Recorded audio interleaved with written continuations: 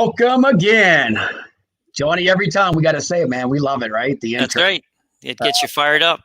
So before we even start our conversation, I just want to tell everybody, Workforce is back. I got a picture here I want to send everybody and show everybody real quick. The hiring shake is officially back.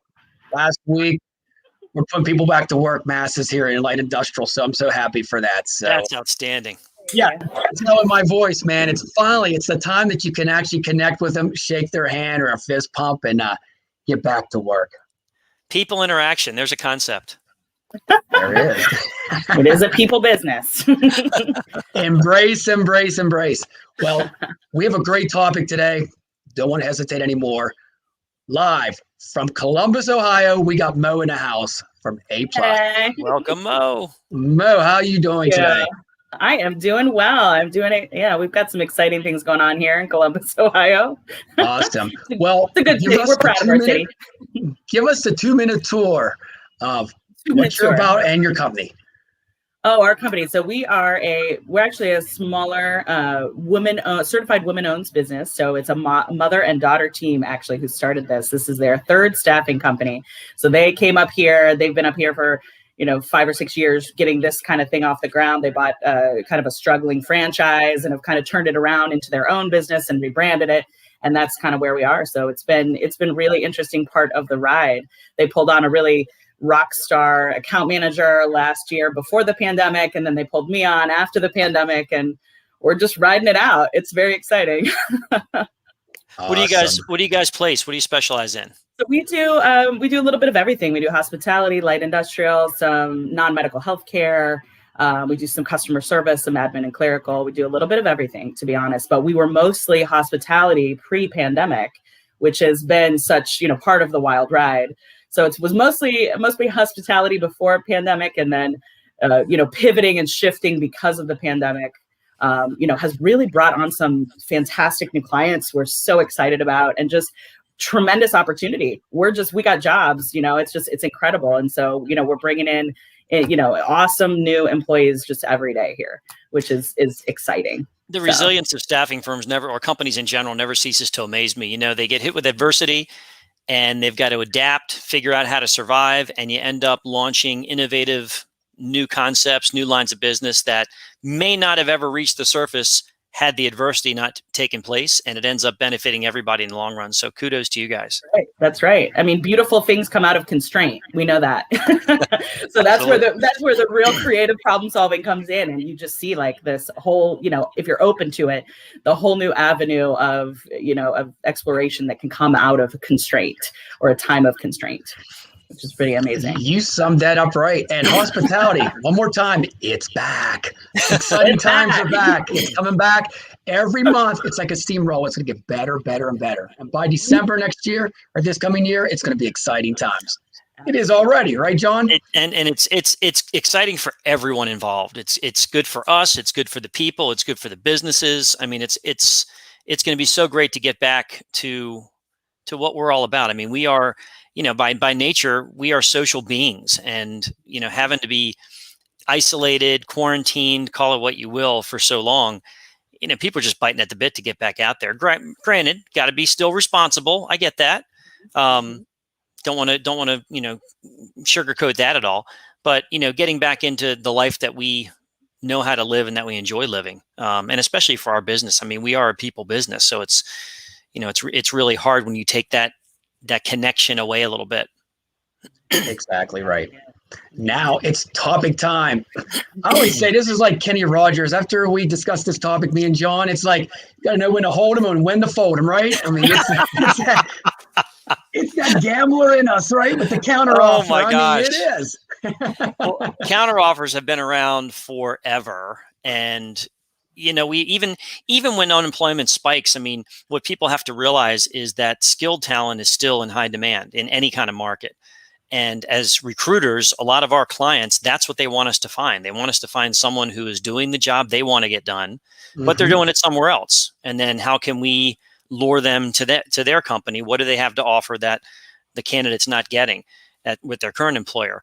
So what happens is no one wants to lose talent, and you've just got to assume that if your candidate is worth their weight, which most of the skilled talent is, that when they go to resign, they're going to get counteroffered. So then the question is, was a recruiter, what can you do about it and how do you deal with it? Absolutely. Exactly right. And there's so many different avenues about that. I'm sure all three of us have been approached getting ready to leave a company and they throw this out at you like, we're going to give this to you now. And in my mindset, why didn't you offer this to me 6 months ago? Right. And then at that point, you got to decide which way to go, which is going to tie into our conversation today. So but it's interesting, Richard, you say that and you're absolutely right, is employers tend to prey on emotions. And the longer you've been at a company, then the more it's going to tug at your heartstrings. So when they say something like that as a candidate, and you can't blame them, the employer wants to make you forget about every reason you wanted to leave in the first place. So that promotion, hey, we've been working on it for months. It just came through. I can give you that raise. You know what? Your annual review is not until June, but I'll give you the raise in advance. I'll have it start now. That corner office you wanted? Yeah, I was going to give it to you anyway. All of a sudden, all your fears and worries and concerns are solved. And to your point, you have to ask yourself, all right, why now? And what's going on? But in the moment, the candidate gets so enamored and they feel, oh my gosh, they really do love me here. How can I leave? And that's where the quandary comes. But that's where people like us step in to kind of coach them through it. And we're not necessarily saying we want to talk them out of it, although we do. But we want to educate them as to why this might be happening. And hopefully the reason they're leaving that employer is not money driven. So money's not going to solve other things that were causing them grief. Exactly. And all you're doing is putting a Band-Aid on it, because at the end of the day, it's the same old situation. After everything wears off, you're back at the same situation again. Stuck at the company, all these promises, how many's going to fulfill it? What happens is, they don't want to lose you to somebody else. So they're going to throw anything they can at you. And once they get you settled back in, same old situation.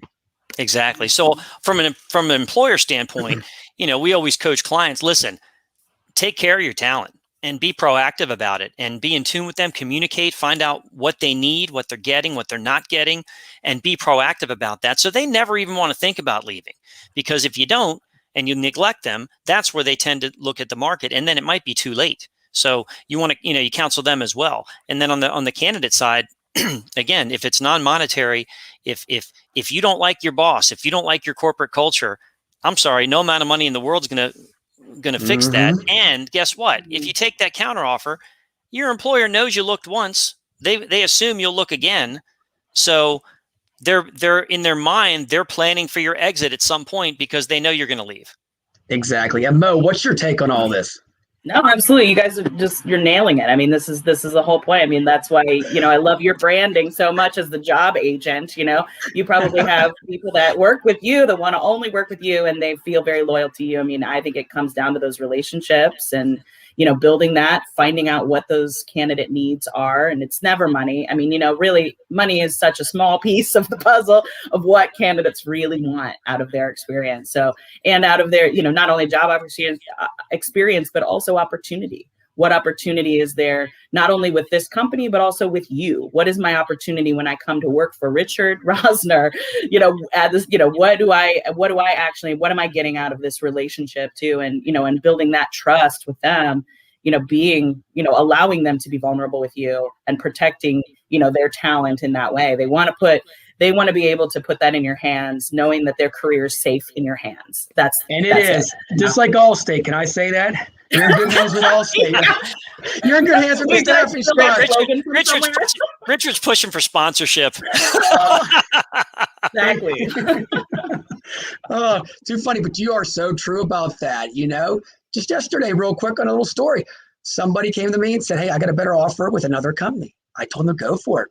We talked about everything to the detail. And I said, my offer is not as good as that one. Go for that one. And they're like, wow, I appreciate that. But if you don't like it in a year or 6 months, you got the Staff is Sharp number. Call me up. And they appreciated that too. And to what you're saying, that's the interesting part for me too, is like the win is not just getting the job. The win is building the trust with the candidate. So when you're building that trust, you built the trust right there. They know they can come back to you. They know they can refer people to you. They know that, they know you've got their best interest in mind. And that is invaluable in a recruiter. you know? Absolutely. And that relationship, that's where you really build your trust. And what you did, Richard, is what, recruiters should do is they should be honest and do everything for the benefit of the people they work for and work with. So in this case, the candidate. And yeah, you got to be honest in that situation. It's like, yeah, you know what? That is a better offer. I'd take it too. And you leave that door open. They respect you in the long run. If you try and convince them otherwise and it's not true, that's going to come back and bite you. And it's not good for anybody. So I commend you for what you did, and more recruiters should do that in those situations.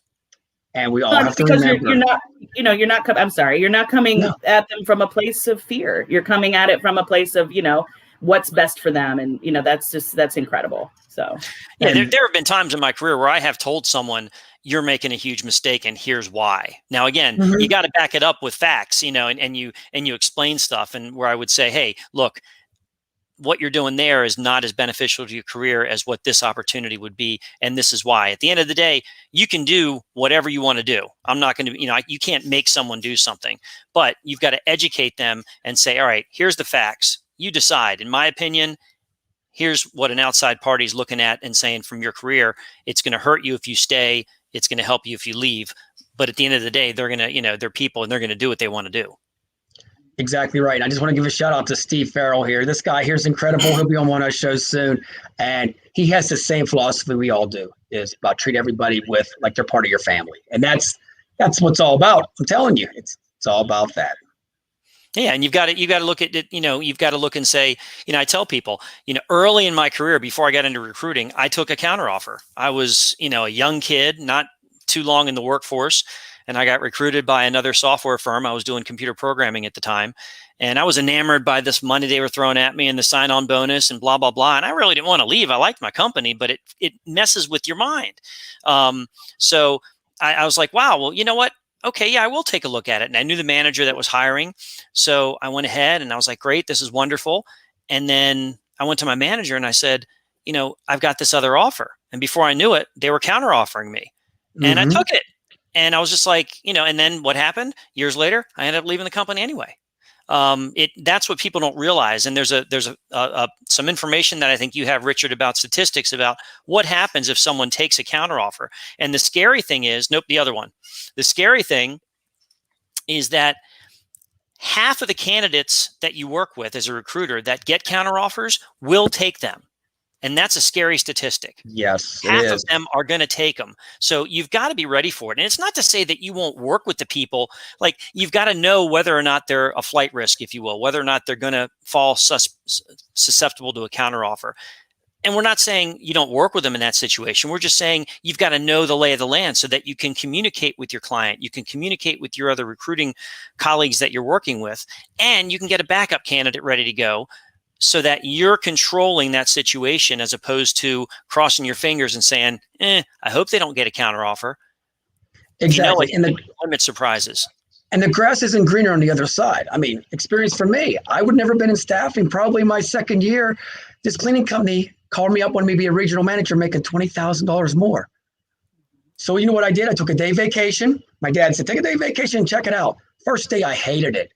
Imagine if I put all my eggs in one basket. I'm like, I'm back to staffing the rest of my life. I'm thinking, so there it is. The money wasn't worth it. The one day I was like, nah, this isn't for me. You know what I mean? And that just tells you that when you think you go into it with better health benefits, better money, really, it might not be a good fit. The grass is always greener. That phrase, Richard, is tried and true and never gets old, and it's very applicable. A lot of people don't, they think it's better on the other side. Sometimes it is, sometimes it isn't. But if you're a candidate and you have real reasons why you want to leave a company, maybe you're not advancing, maybe you've tried to advance. I would always sit down with candidates and we'll talk about this as far as, when should you talk about counteroffer? And I always did it in the first time I met with them. I started bringing it up, and I would ask them, I was like, okay, so you go in to resign, and your boss comes at you and says, wait a minute, we love you, we need you, here's $30,000 more, that corner office, everything in the world. I'm like, how do you react? And hopefully I've uncovered non-monetary reasons why they're looking to leave. Because initially when they hear that kind of money, they're like, well, I'd have to think about it. And I'll be like, well, why? It's not gonna resolve these issues that you just shared with me. So why would you even consider it? And that's what sometimes they lose sight of. And you can't blame them. I mean, companies throw big dollars at them, but to your point, Mo, it's a Band-Aid. It's something that when they make that counteroffer, 9 times out of 10, they're already looking for your replacement because they know you're going to leave. And they'll pay you $30,000 on paper, but you're not going to see that whole year of $30,000 9 times out of 10. No, and if it's a salary position, remember, people, it's unlimited hours. They can work you as much as they want. And they do. You know, you're not working 40 hours a week. You're not having that work-life balance where you can go home and see your kids. and you know, and then they'll come back at you. Hey, I gave you that big raise. You know, I expect this from you. And again, it's not, if you've got non-monetary reasons why you're looking to leave. And I would tell candidates, you know, if it was a situation where they said, well, if I got more money, I'd stay. I usually would halt the process and say, well, then do me a favor. Go have that conversation with your manager. Because if you can get more money and that's all that you're concerned about, and they can give it to you, then you don't need me. Stay where you are. But if you have that conversation and you're unsuccessful, then come back and let's get serious, because now you know that if they make a counteroffer, it's a moot point because you've already asked up front and told them what you were looking for. And if they deny you now, why should they give in to you just because they're, you know, afraid of losing you? And you're so true, because it's all about communication. Because at the end of the day, how many times have we had a candidate and they just call you and say, well, I quit your job for something else, and they never even thought about it. They just jumped on it quick, spontaneous. It's like the convenience, or like they didn't even think about it. And that's why we come in, take a couple of days and think about it, right? And go through everything, the pros, the cons, right, John? You have to. You got to weigh it out. Again, it's all in what's in the best interest of the candidate based on what they've told us. It's all about what the candidate wants and what the candidate needs and what's in it for them. So again, if they know what they're looking for in an opportunity and we can deliver that in an opportunity, then it should be a lot clearer and easier to make the decision. And it's all about, you know, them telling us, you know, what's important to them and us paying attention to that and being able to see from the outside if they're making a good decision for their career or a bad one and being honest about it. Totally true. And that's what it's all about. What do you think, Mo? Any takes on that? Yeah, I mean, I was just thinking, even in terms of, you know, poaching someone away from an already existing job who's unhappy in their job, you know, you're still asking those same questions.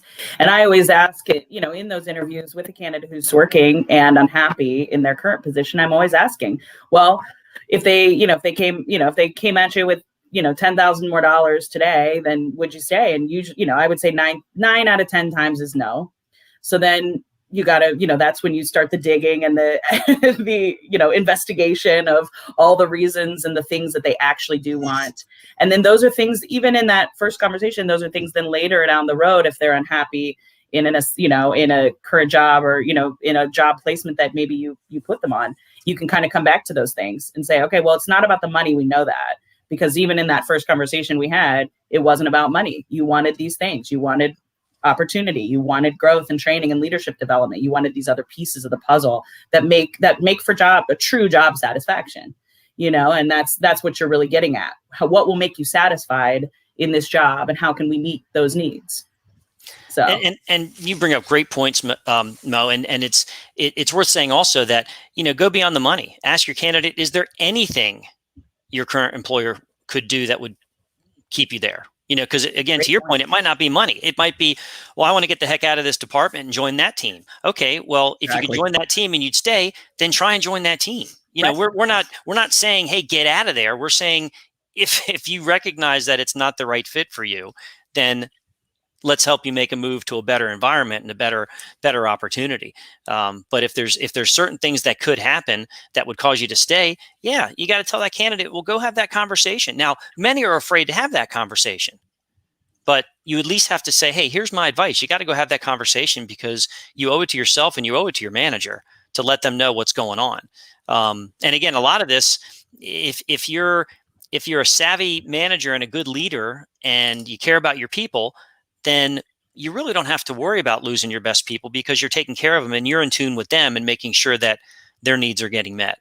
But as a recruiter, you got to talk about this literally every conversation you have with your candidate. Exactly. You should know every move. You should know every move what's going on, because that's communication, you know. And then I always say, when you talk about the counteroffer, you got to go into detail. You just can't put the negatives out there because you want them to stay or to go.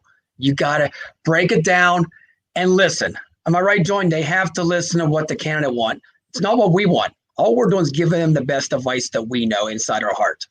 Correct. And how many candidates, unfortunately, have fallen victim to companies that will verbally tell them they're going to do something, so they end up staying and they don't take the offer that we've gotten them. And then it turns out that they never got it in writing. The promises never came through or didn't come through to completion or to the fullest. And we're just trying to make sure that people don't get taken advantage of and that they're not committing career suicide, so to speak. Because again, in most cases, that employer is going to look at you very differently from the time you said, you go and give notice, hey, I've given my 2 weeks, I've accepted another opportunity. And they know you're looking to leave. Sidebar, when recruiters, we're talking about, when you talk about the counteroffer. So you're talking obviously during the initial candidate screen, every time you check in with that candidate, every time you prep them before an interview, every time you debrief them after an interview, before you extend the offer, after they've accepted the offer, prior to their resignation, during their 2-week notice. I mean, this is something you cannot stop. I'm like so anal retentive about this. All it took was one time early in my career to get stung by this. And I learned real quick when money went out of my pocket that I could have done a better job at managing this situation. And you learn real quick and you try not to do it again. Now, is it going to happen? Odds are, yes, it's going to happen. But as a recruiter, you got to control what you can control. And I can control how often I communicate this and get information. If we're getting information, hopefully, if there's warning signs, we're going to see them. And that's the whole idea. Again, be in control of your situation and don't get surprised. And don't be afraid to ask the hard questions. Don't be afraid to say to your candidate, I'm getting a sense here that you're not 100% committed to this. Am I wrong? Or should we talk? I mean, nobody wants to go down that road because you're afraid of what might happen, but you got to go down that road. Perfect.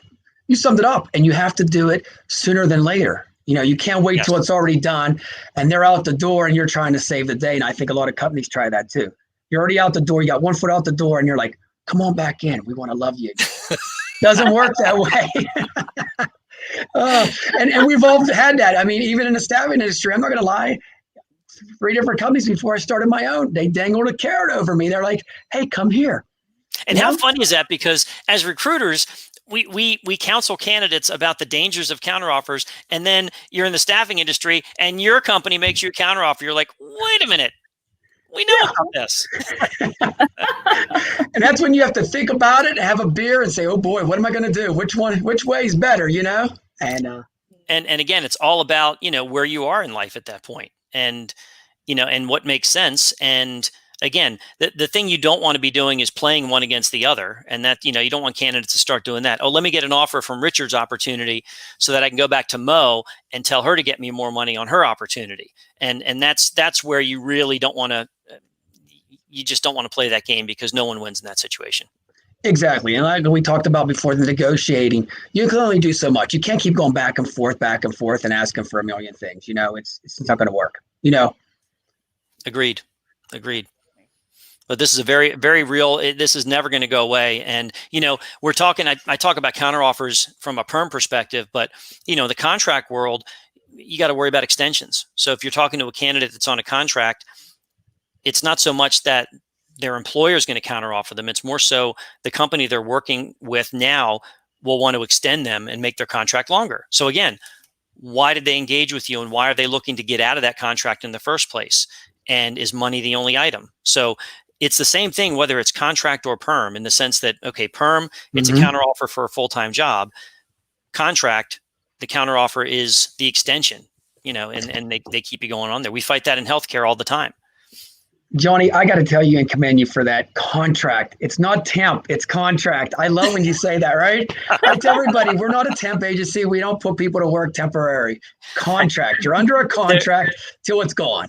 Big difference. There are people who work contract jobs and they work more hours than people that have direct hire jobs. So yeah, I agree with you. It's not temp. It's full employment if you want it to be. But yes, it's contract.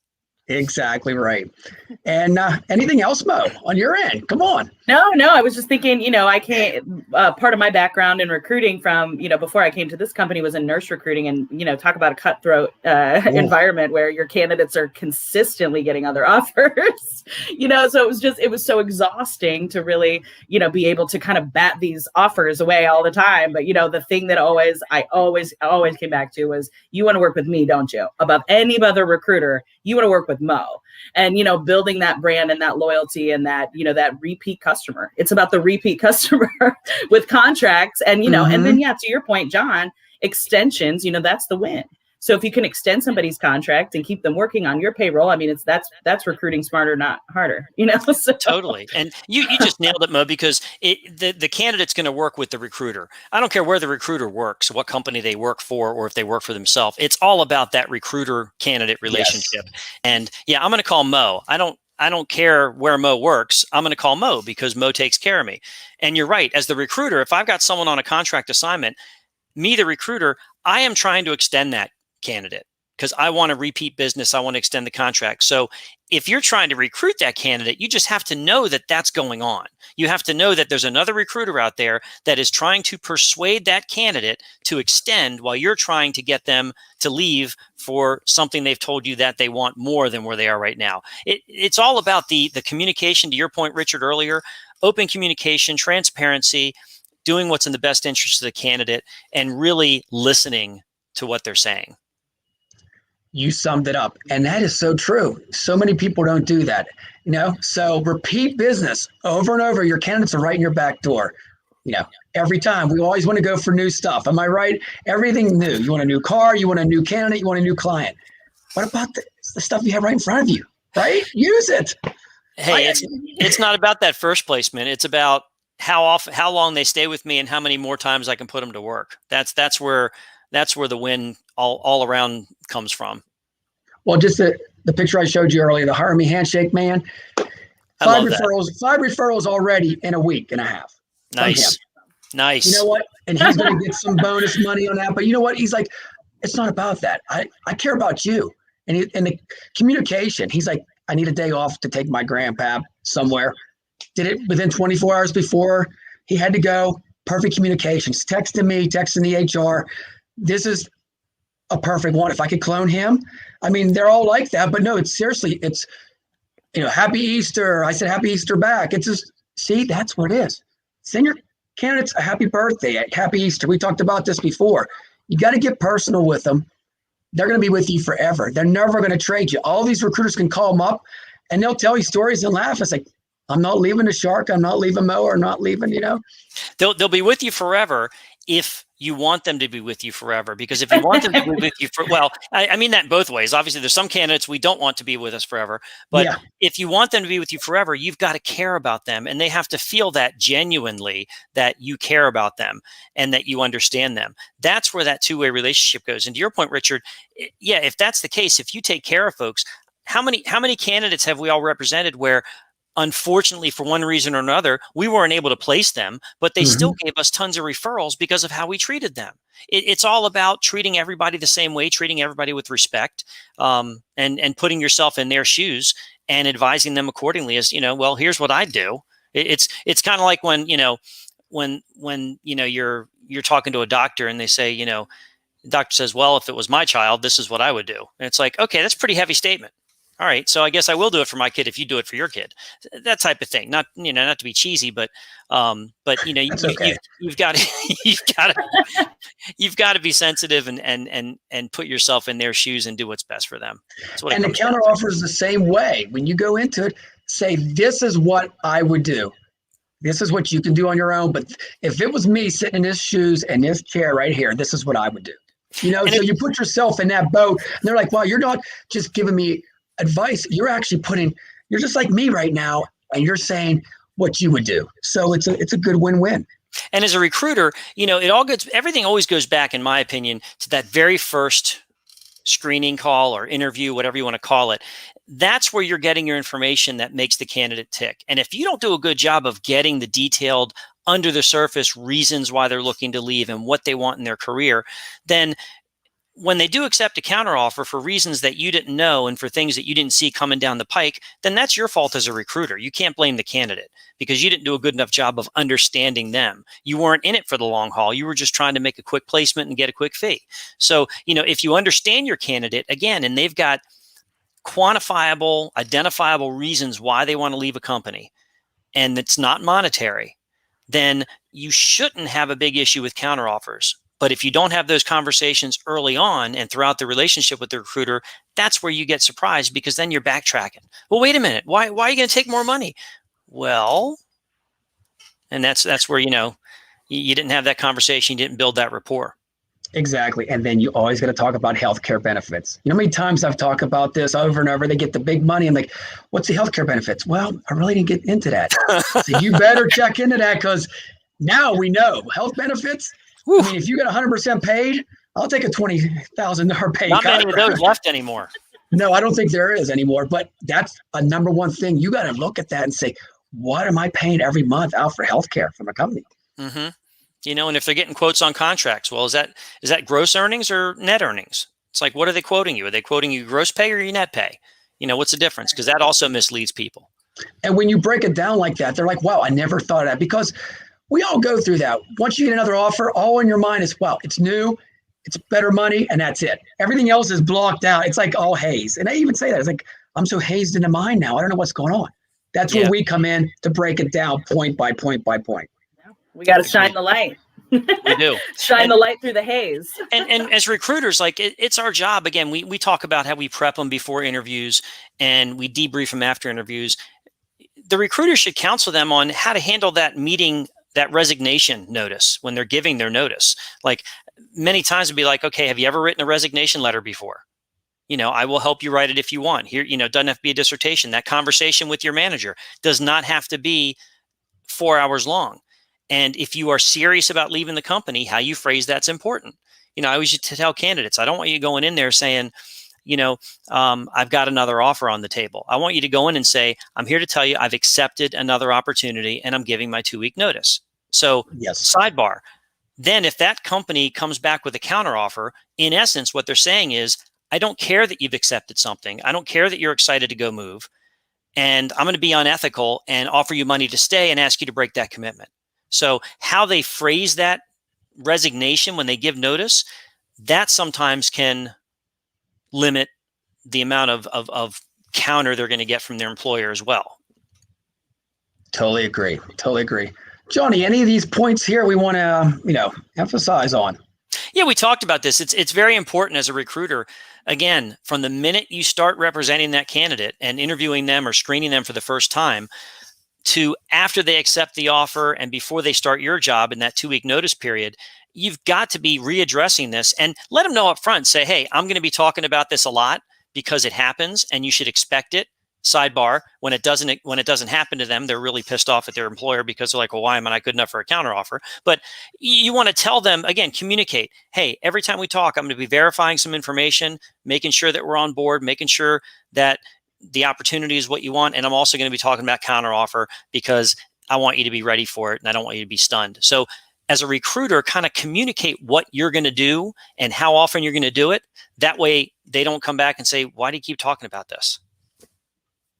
Totally right. Exactly. Don't stiff arm anybody. Go in there with a positive mindset and don't put the current company down to say, this is what I got. I'm going to go in 2 weeks. And then usually what they're going to say is stick around for 2 weeks or pack your crap up now and I'll see you later. Right. And your last check will be mailed to you. I mean, it happens on both ways. We got to face it. Yep, absolutely. And you know what? And it's nothing toward the worker or nothing like that. Sometimes it's like, companies are upset. So what do? They just say, leave right now. So that doesn't mean you're a bad worker or you work 16 years and they're just booting you out that day. It just, people sometimes get their feelings and emotions. So at that point, you have to embrace the candidate that, hey, it might go a different direction. This might not be all happy. They might get angry. It's a very good point. What would you guys do about like us talking to the client and giving them a heads up of what's going to happen? Would you do something like that, John? Or would you leave it all in the candidate hands? Or would you have a round robin of all three of us involved? If I've recruited the candidate out of that company, I'm probably not calling the client saying, hey, your candidate's going to be resigning. Here's what I do. That's a breach. I can't do that. Gotcha. If what I do advise clients on is how to take care of and do their best to retain the talent that we place there. So that I think we can give them a little insight on, so they avoid having people wanting to leave and putting themselves in that position. Now, if a client calls us, and says, "Hey, I've got an employee that, not somebody you place, but I've got an employee that's looking to leave. I'm thinking about offering them a counteroffer. What do you think?" Again, if they're asking our opinion, then we gather some facts and we hopefully provide an educated opinion back to them. I don't know how you feel about that, Mo, or if you've been in those situations before. Yeah, I don't necessarily deal a lot with the client side, so it's interesting to me to kind of gain some perspective on that as well. So just how to approach clients when they are in danger of losing maybe a really top talent, is going to walk out the door. Like, how is that approached with the client? That is kind of tricky territory, I would imagine, and probably has to be tread very lightly. Yeah, absolutely. Beth just made a great comment. Your candidates may become your future clients. Hopefully they do. Right. That's right. You never know, right? All the more reason you have to treat them right. Especially if you're recruiting in HR and stuff like that. You find somebody a job before you know you're getting a contract with them too, because exactly. Some people do it for the wrong reasons, but hey, it is what it is, right? Hey, I love that. That's wonderful. It's all about the long term. You never know where anybody's going to end up. Never do. And sometimes one of the candidates might be my boss someday, right? You never know. Never know. You never know. Hey, any final thoughts, Mo, on everything we talked about today? No, this is incredible information. I just am kind of soaking it all in. You guys are just wonderful. So this is definitely stuff I can, I'm working on it, individually, obviously here in the office, but I'm taking all this in too. It's great. Excellent. We're glad you joined us. Yes. Thank you for having me. Final thoughts, Johnny. Final thoughts. As a recruiter, you've got to just know that counteroffers happen, extension offers happen, and you've got to communicate early and often with your candidate. Again, if something's going to go wrong in your deal, make it because you're aware it's going wrong. Don't get surprised. So communicate early and often, and don't be afraid to ask the tough questions. There it is. Remember, the grass isn't greener on the other sides. And if you're with the Staffing Shark, you're in good hands. I had to say that again. Hey, if you're with the Staffing Shark, there's no grass because you're in the sea. That's right. I'm everywhere. I'm in land, air, sea. The beach, of course. Always on the beach recruiting. But no, definitely. Hey, thanks everybody for chiming in today. Thanks everybody was in here. This will be on YouTube. It's on Twitter. It's on Instagram. Follow us on YouTube. Support us. If you have a topic, reach out to myself or John. We'll definitely do the research and bring it out, because we're all here to help each other. Till next week, same place, same time. See y'all. Take care.